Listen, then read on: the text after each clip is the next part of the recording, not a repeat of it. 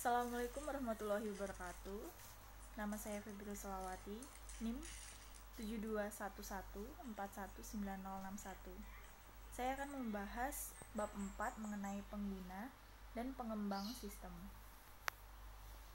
Pokok bahasannya akan kita bahas, yakni ada organisasi bisnis, organisasi layanan informasi, struktur organisasi layanan informasi, pengguna sebagai suatu sumber daya informasi, kriteria yang dibutuhkan untuk karir di bidang layanan informasi, otomatisasi kantor, kantor maya, dan organisasi maya. Baik, yang pertama ada organisasi bisnis. Sistem informasi digunakan dan dikembangkan dalam organisasi-organisasi bisnis. Area bisnis, dasar perusahaan adalah keuangan, sumber daya manusia, layanan informasi, produksi, dan pemasaran. Organisasi layanan informasi. Nama-nama lain atau divisi SIM atau departemen SIM dan khususnya teknologi informasi juga populer, yakni ada sumber daya informasi, spesialis informasi, analisis sistem, administrator basis data, webmaster, spesialis jaringan, programmer, dan operator. Struktur organisasi layanan informasi. Yang akan kita bahas ada struktur organisasi inovatif. Para peneliti sistem informasi manajemen mengidentifikasikan ada 3 struktur inovatif, yaitu yang pertama ada model sekutu, yakni layanan informasi bekerja dengan area bisnis dalam menggunakan teknologi informasi guna menghasilkan informasi bisnis. Yang kedua ada model platform, yakni layanan informasi tidak akan secara aktif mengawali inovasi bisnis. Yang terakhir ada model berskala, dengan tujuan untuk tetap mempertahankan biaya tetap pada tingkat yang minimum. Selanjutnya ada komputasi pengguna akhir. Komputasi pengguna akhir atau end use computing berarti pengembangan seluruh sistem atau sebagian sistem informasi oleh pengguna. Komputasi pengguna akhir timbul disebabkan oleh 4 pengaruh faktor. Yang utama yaitu ada dampak pendidikan komputer, ada antrian layanan informasi, murahnya peranti keras, peranti lunak siap pakai. Keuntungan komputasi pengguna akhir. Yang pertama ada menyamankan kemampuan dan tantangan, yakni pergeseran beban kerja dalam pengembangan sistem ke area-area pengguna, memberikan kebebasan bagi spesialis informasi untuk lebih berkonsentrasi pada organisasi secara luas. Yang kedua, mempersempit jarak komunikasi.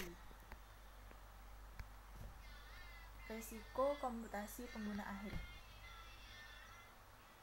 Setiap ada keuntungan, pasti ada risiko.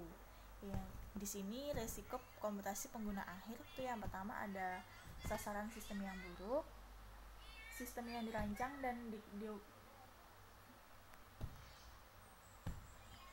risiko komputasi pengguna akhir. Sasaran sistem yang buruk, sistem yang dirancang dan didokumentasikan dengan buruk, pengguna sumber daya informasi yang tidak efisien, hilangnya integritas data, hilangnya keamanan, dan hilangnya kendali. Kriteria pendidikan, pengetahuan, dan keahlian yang dibutuhkan untuk karir di bidang layanan informasi. Yang pertama, pengetahuan pengembangan sistem. Pengetahuan adalah suatu yang dapat dipelajari. Jenis pengetahuan yang memungkinkan seseorang memberikan kontribusi dalam upaya-upaya pengembangan sistem meliputi pengetahuan komputer, pengetahuan informasi, dasar-dasar bisnis, teori sistem, proses pengembangan sistem, dan pembuatan model sistem. Yang kedua, keahlian pengembangan sistem yang harus dimiliki meliputi keahlian berkomunikasi, kemampuan analitis, kreativitas, dan kepemimpinan. Otomatisasi kantor. Otomatisasi kantor adalah penerapan otomatisasi seperti teknologi komputer pada pekerjaan kantor. Otomatisasi kantor meliputi seluruh sistem elektronik, formal maupun informal, yang terutama berhubungan dengan komunikasi informasi ke dan dari orang-orang di dalam maupun di luar perusahaan. Kantor maya. Konsep kantor maya atau virtual office mengakui bahwa pekerjaan kantor dapat dilakukan hampir di semua lokasi geografis, selama tempat kerja tersebut terhubung dengan satu atau lebih lokasi tetap perusahaan oleh suatu jenis kemampuan komunikasi elektronik. Konsep ini dimulai dengan telecommuting disempurnakan untuk menciptakan suatu fasilitas kantor yang disebut hoteling. Keuntungan kantor maya. Yang pertama, biaya fasilitas yang lebih rendah. Yang kedua, biaya peralatan yang lebih rendah. Yang ketiga, berkurangnya penghentian pekerjaan. Dan yang terakhir, kontribusi sosial. Kerugian kantor maya. Yang pertama, moral yang rendah. Salah satunya adalah tidak adanya umpan balik positif yang berasal dari interaksi tatap muka, karena semua dijalankan secara virtual atau daring. Yang kedua, kekhawatiran akan resiko keamanan. Organisasi maya. Keberhasilan kantor maya memicu para visioner untuk melihat bagaimana kantor maya dapat diperluas hingga berlaku bagi keseluruhan perusahaan sebuah organisasi maya. Nah, di sebuah organisasi maya atau virtual organization, operasi perusahaan dirancang sedemikian rupa sehingga menjadi tidak terikat pada lokasi-lokasi fisik. Menempatkan pengguna sistem dan spesialis informasi pada perspektif. Pengembangan sistem pada awalnya dilakukan sepenuhnya oleh spesialis informasi.